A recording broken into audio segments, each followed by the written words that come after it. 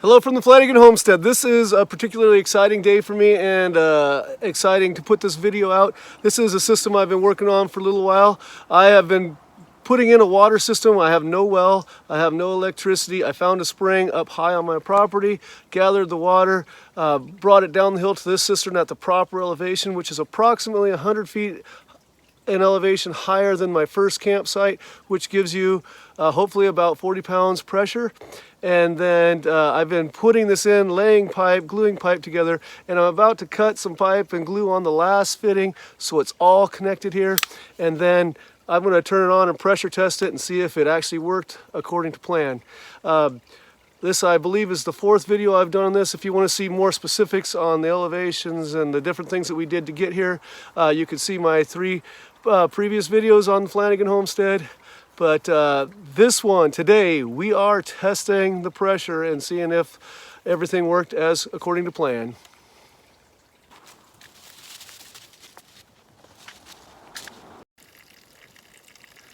Well, I got up to where the spring is coming out of the hill. Okay, I got up all the way up here with all my pieces and ready to glue this together, and then I couldn't open up the lids, and I thought, are you kidding me? Because it's quite a hike up here with all this stuff, and I thought, I'm not going to be able to get it open, but I was able to actually use the back handles of my pipe cutter to get a good grip on there and open it up, so I'm able to do that. So we're starting up. I am going to have a shutoff valve up there. I had a 1.5. I glued in some 1-inch bushings in here to make it smaller. I did not push them in real tight. Again, this is not pressurized up here, and I didn't want to push glue into the valve and glue it shut, so it looks like a sloppy joint, but it will hold the pressure of just a puddle of water sitting there pretty easily. And then I'm going to have to add some 1-inch pipe to it.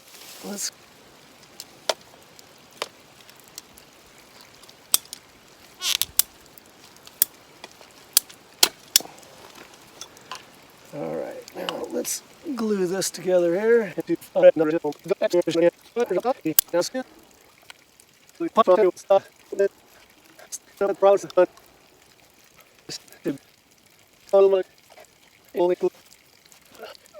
here on the camera, you can't see it at the end, but this is a 20-foot run of pipe starting the long run down to the tank.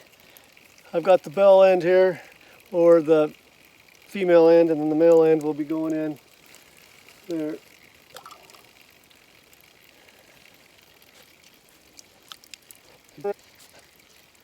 Okay, so there we go. We got our first 25 feet down the hill ready to be attached. One of the frustrating things bringing the pipes up this hill is every time I tried to set it down, they just wanted to slide on down the hill and keep it there. But I've got a couple pieces up here high, and I'm going to start gluing these together and running them down the hill.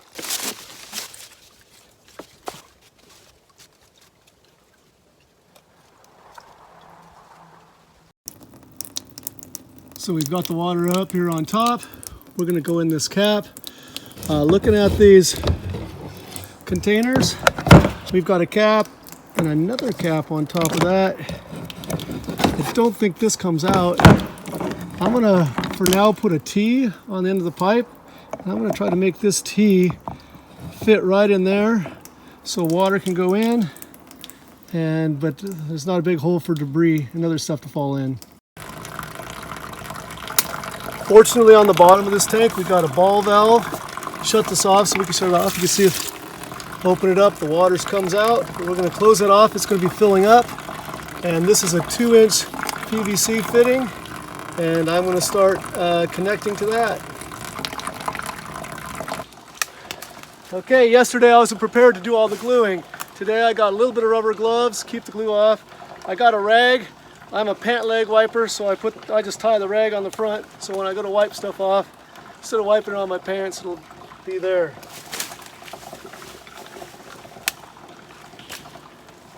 Here's the threaded 2-inch PVC pipe that's going to go on there.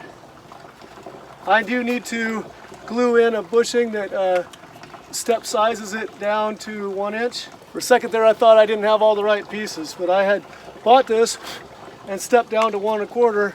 I already had that but now I gotta step down to 1 inch because I decided to change that. So I gotta double bushing it. Not the ideal way to do it, but it'll get done. So it's easier to just glue these all together while it's in your hand and then screw this on. So I'm gonna glue these two pieces in. Now we're gonna thread this on. While that dries, I gotta get the threads nice and clean. Don't want burrs in there. Gonna make sure that this is clean. I couldn't find any of the monster tape, but this is a tape that is Home Depot had that they said is for deeper grooves. So we're going to be putting on. When you're going righty-tighty to screw the fitting on, you're going to want to put the pipe thread, the pipe tape, on the same way, the Teflon tape, so that you don't unwind it. And I'm going to do these threads. When I tested them the other day, it screws on really easily and kind of loose. So I want to make sure that this is the fittings, the grooves are fit in really well. So I'm going to do multiple times around the threads.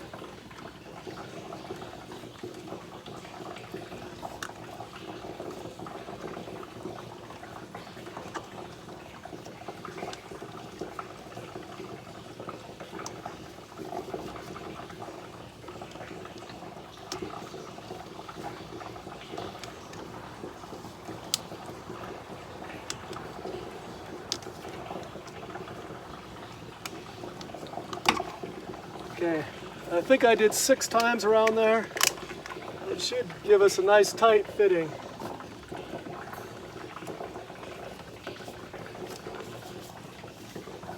Now it's basically from here on down the hill, connecting 1-inch pipe, 20-foot lengths at a time, bell end, small end, run it down the hill. When you're doing pressure fitting PVC, make sure you get a nice smooth covering of the glue. Push it all the way in and get at least a quarter turn as you push it in, and then hold it tight for a second. So push it seated all the way in, quarter turn, hold it for just a moment, let it dry.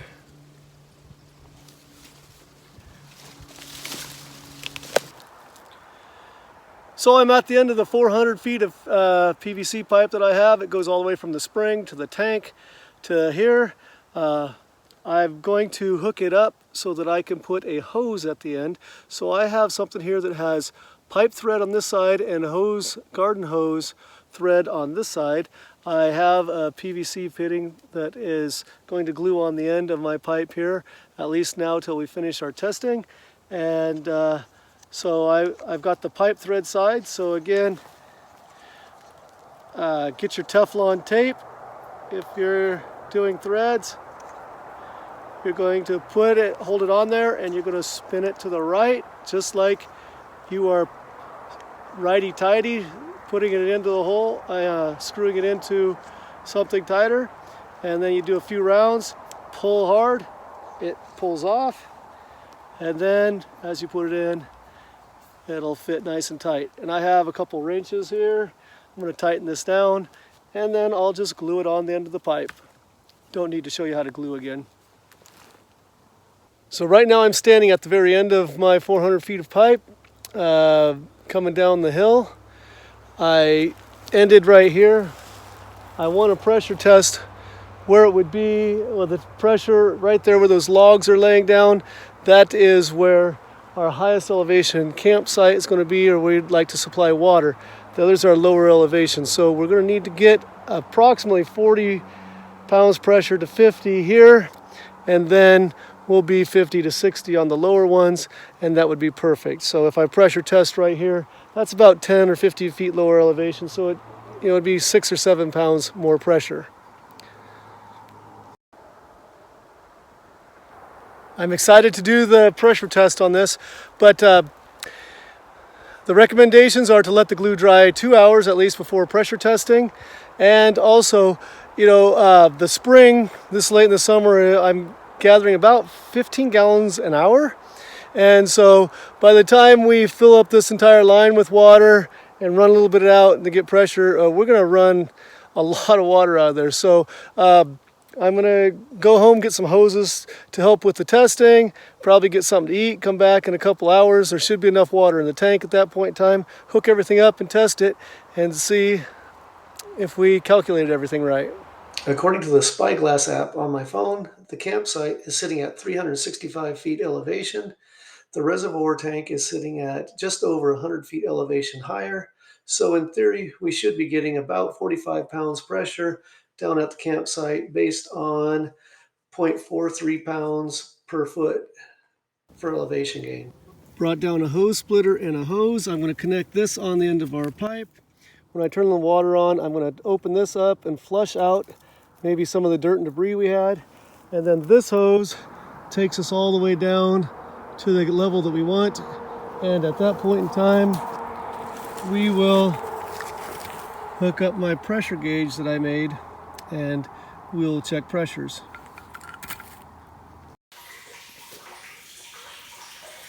There's the water still trickling in.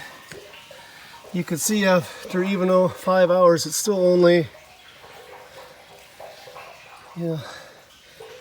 a foot up from the bottom, but it is a pretty wide tank. The back sides, it's only 6 inches because this is on a slope. But here we go. I'll turn the valve slowly to begin with to start letting water through. I don't know if air will back out the other way or we'll just have to open it up and push the air out the other direction. No, I can hear a few air bubbles coming up this direction now.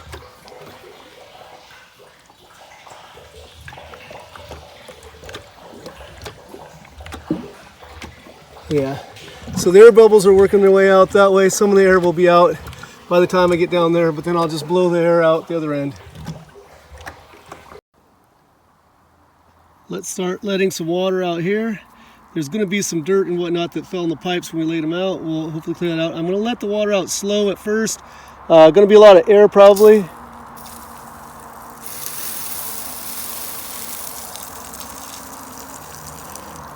So it works its way down, and then we'll get more water going here.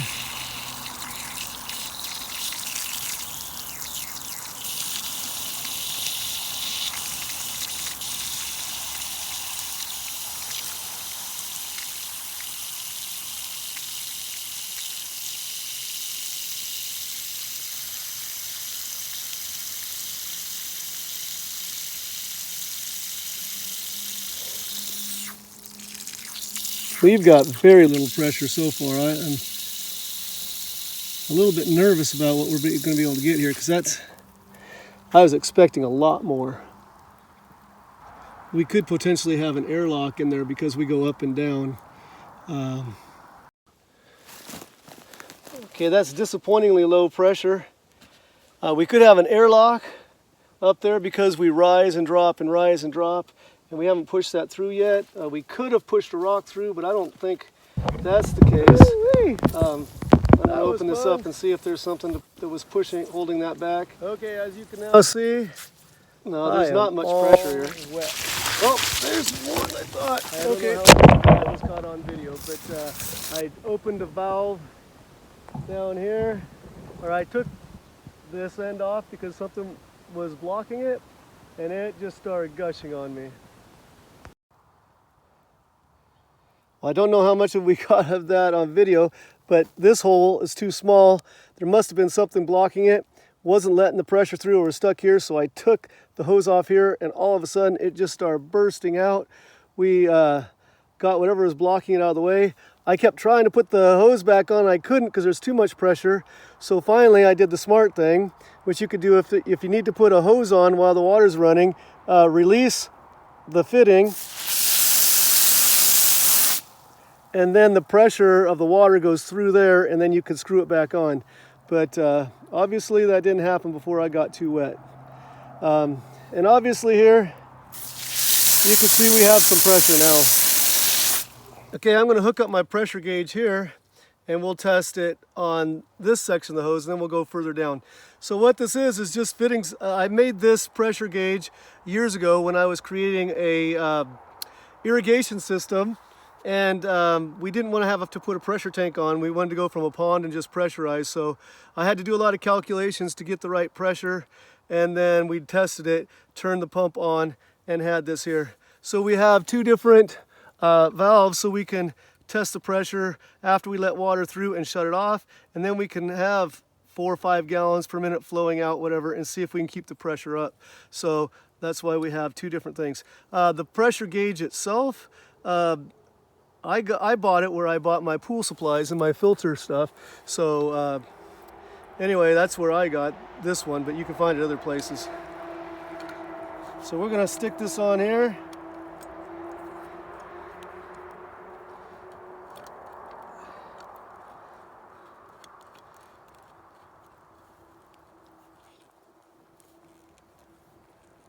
Okay, that should be on tight. Open up the water here. Open up, let the water through. Turn it off. And it should settle in. What is it saying? We're at about 30 psi, it looks like here. And we can run a fair amount of water and stay at right about 30 psi, which is lower than I want for a campground. I'd like to get close to 40 on the top, 40 on the top campsite, and then the others will be higher than that. But I'm going to take this down and check the pressure at a lower elevation, but I'm probably only going to get 5 or 6 more psi.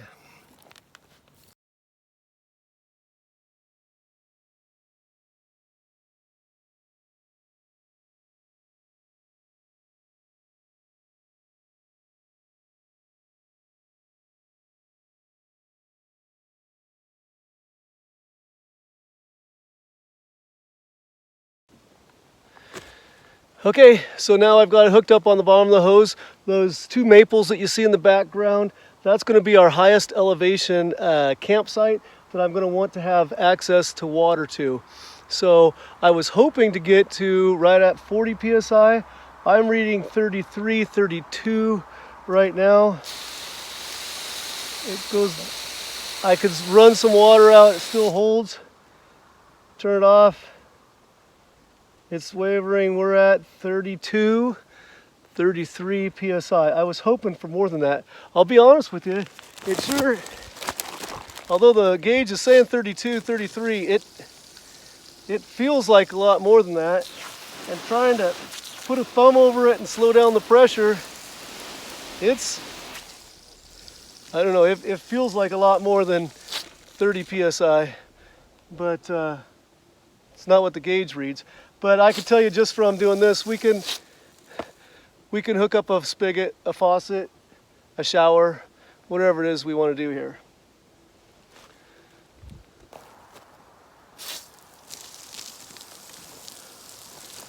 I don't know.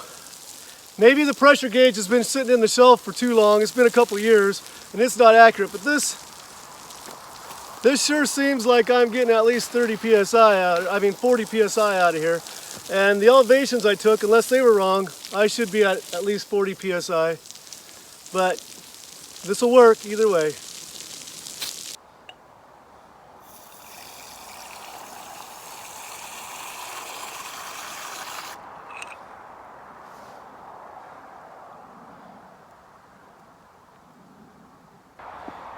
Well, I'm pretty happy here. All in all, we've got pretty clean water. We've got it gathered, and we're putting it out at the highest level campsite with pressure, with no well and no pump, no electricity or anything, and it's pumping pretty good. So I can't complain. So thanks for joining me on the Flanagan Homestead, where Christmas trees are my business, teaching, including horticulture, is my job, and outdoor projects like this are my passion. I hope to see you again soon.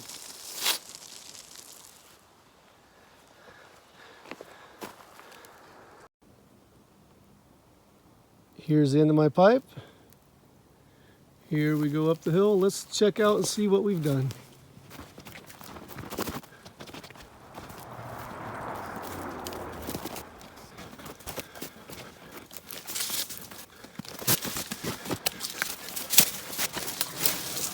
It's the tank.